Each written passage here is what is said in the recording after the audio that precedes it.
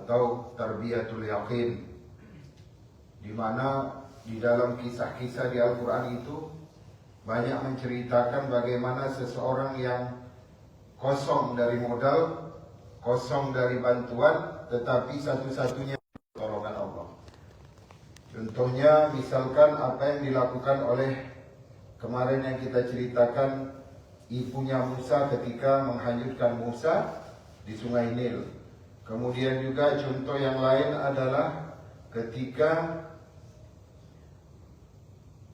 Imra'ata Fir'aun atau Asiyah, istrinya Fir'aun, hanya mengharapkan bantuan Allah daripada kezaliman suaminya. Wa daraballahu masalan lilladzina amanu imra'ata Fir'aun. Dan Allah telah menetapkan satu contoh bagi orang beriman, yaitu pasangannya Fir'aun. Idh qalat rabbi ibni li 'indaka baitan fil jannah. Ketika itu dia berkata, ya Allah, bangunkanlah untukku satu rumah di dalam surga. Kemudian banyak lagi. Di antara yang paling kita lihat menjadi contoh keyakinan terhadap pertolongan Allah, apa yang disampaikan oleh Hajar ketika Nabi Ibrahim meninggalkannya bersama bayinya yang masih merah, yaitu Ismail, di satu lembah ghairi zi zar'in 'inda baitikal muharram. Ketika Nabi Ibrahim diperintahkan oleh Allah Subhanahu wa taala meninggalkan Hajar dan anaknya Ismail di satu lembah yang tidak ada tanaman dan tidak ada tumbuhan di sisi Baitul Muharram atau di sisi Baitullah di Makkah. Tapi ini ada satu doa yang diajarkan oleh Nabi Ibrahim kepada para perantau. Jadi para perantau, ya dimanapun dia berada, itu sebaiknya senantiasa mengucapkan doa ini. Apalagi perantau ini akan meninggalkan keturunan di tempat dia merantau. Itu ada di surah Ibrahim ayat 37. Rabbana inni askantu min dzurriyyati biwadin ghairi dzi zar'in 'inda baitikal muharram.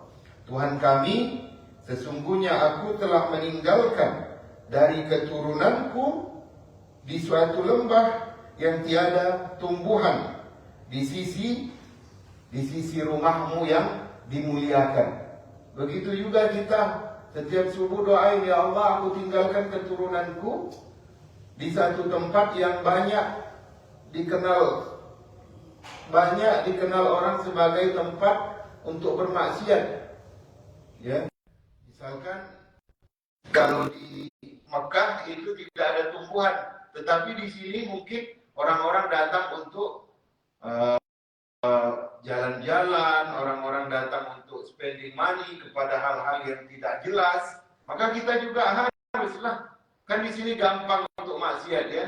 Apalagi anak-anak kita yang di sekolahan ya, mereka gampang sekali diajak untuk melakukan perbuatan yang dilarang oleh syariat.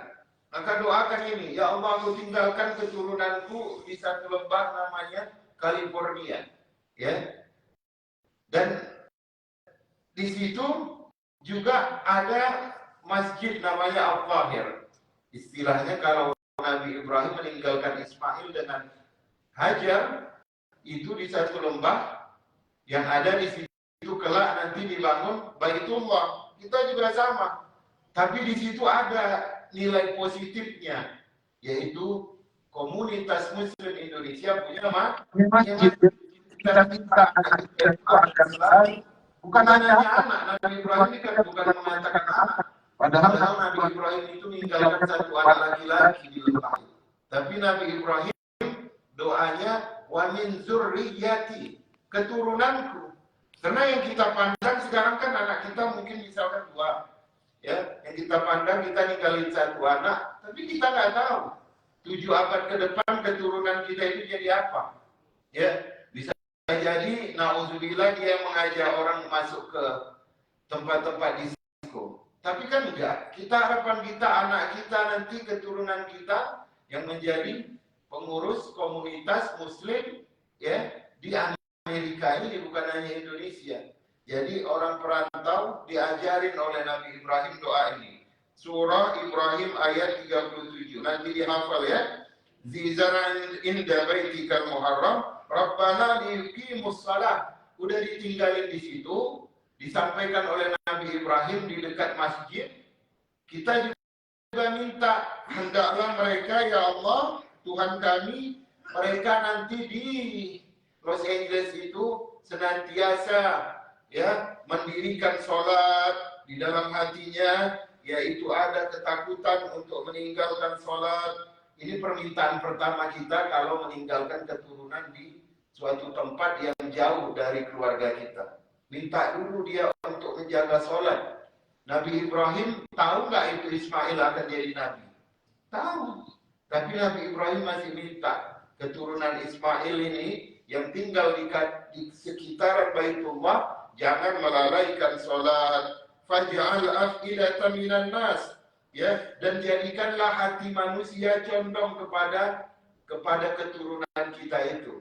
Apa yang diomongin keturunan kita, apa yang dibawa oleh keturunan kita, diikuti oleh orang. Misalkan dia adalah seorang yang jujur, orang senang aja dengan anak kita, orang senang dengan cucu kita. Kenapa? Karena dia adalah contoh, karena dia adalah qudwah, contoh kepemimpinan. Tahwi ilaihim warzuqhum minas samarati la'allahum yashkurun, dan berikanlah mereka rizki dari buah-buahan, mudah-mudahan mereka orang-orang yang bersyukur. Baru setelah kita minta mereka selalu mendirikan sholat, kita minta mereka punya akal yang cerdas, kemudian kita minta mereka selalu menjadi panutan, yang terakhir baru kita minta mereka dicukupkan makanan.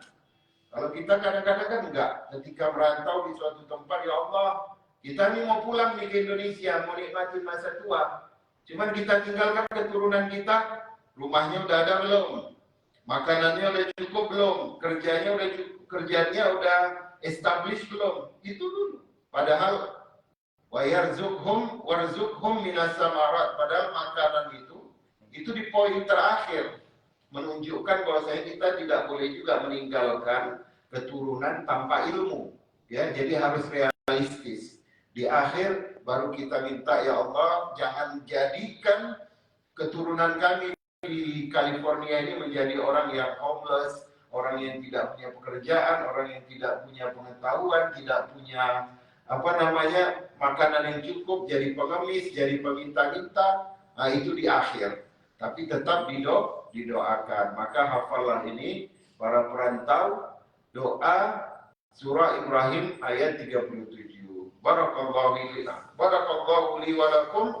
Mudah-mudahan Allah menjadikan keturunan kita di California ini sebagaimana keturunannya Nabi Ibrahim ketika ditinggalkan di